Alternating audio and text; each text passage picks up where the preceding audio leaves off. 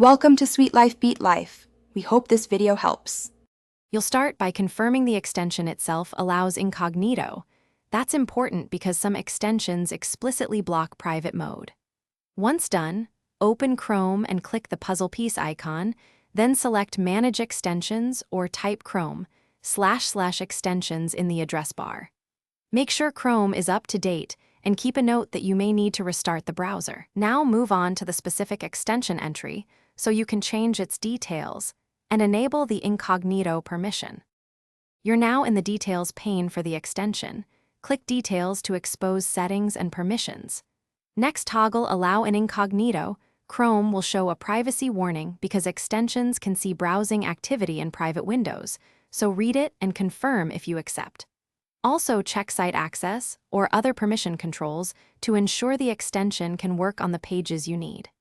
Once toggled, make sure the switch is active. This is the core change that enables incognito operation. Open a new incognito window and test the extension on a relevant page to confirm functionality. Clicking the extension icon or using its UI verifies it's active. If you don't see the icon, pin it or enable Show in Toolbar on the Extensions menu.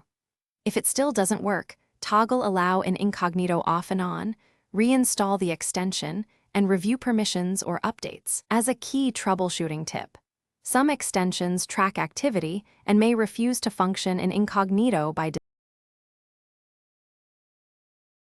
Thanks for watching. Consider subscribing if we helped you.